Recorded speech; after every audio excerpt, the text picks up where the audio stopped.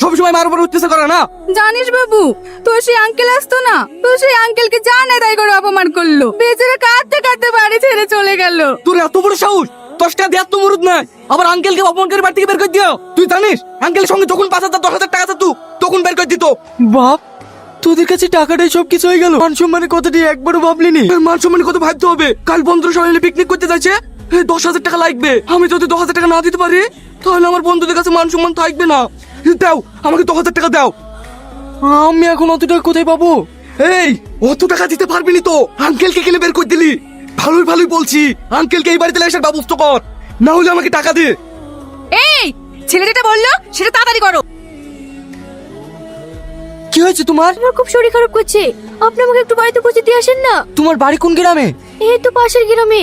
ঠিক আছে চলো, আমি তোমাকে বাড়িতে পৌঁছে দিয়ে আসি।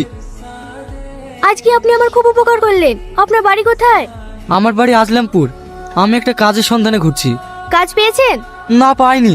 ওসব কথা বাদ দাও, তোমার রাস্তার মাঝে কি হয়েছিল বলো তো? আমার চোখের সমস্যা, চোখের জন্য মাথা যন্ত্রণা করে। এই ওষুধটা দিতাম তো, মা তো বাড়িতে নাই, কে দিয়ে দেবে? আবার আমার চোখে তো যন্ত্রণা করছে। আমি তোমার চোখে ওষুধ দিয়ে দেবো।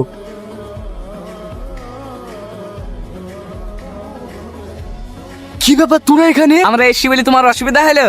আজ তোমার জন্য আমাদের স্বপ্ন পূরণ হয় না। আমরা টাকা চাবো আর তুমি নাকে কাটবা, আর সব টাকা তুমি এখানে এসে ঢালো। দেখ বাবু, তোরা যা ভাবছি আমি ওরকম না। এই মেয়েটা অসুস্থ ছিল, একে বাড়িতে রাখতে এসছি। না বিশ্বাস হলে এই মেয়েটাকে জিজ্ঞেস কর। জিজ্ঞেস করবে মানে? আমি তোমার জন্য অত মিথ্যে কথা বলতে পারবো না। আরে বোন, তোমাকে আর মিথ্যে কথা বলতে হবে না, আমরা সব বুঝতে পারছি। এই রোহন, তুই তাড়াতাড়ি থানায় ফোন কর, একটা উচিত শিক্ষা দেবো।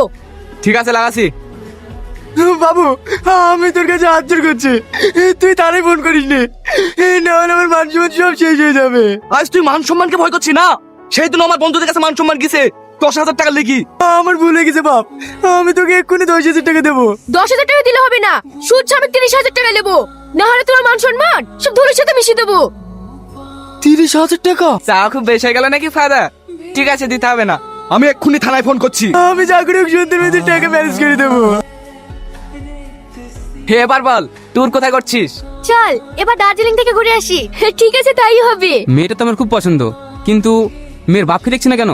ও বাড়িতে নাই, যা বলার আমাকে বলেন। বলা বলি বলতে গেলে বিয়ের দিন খান, অন্যান্য কথা তো বলতে হবে। আপনাদের কি দেনা পাওনা আছে? আমাকে বলতে পারেন। দেনা পাওনা বলতে গেলে তেমন কিছু লাগবে না, একটা 4 চাকা গাড়ি আর 1,00,000 টাকা দিলেই হবে।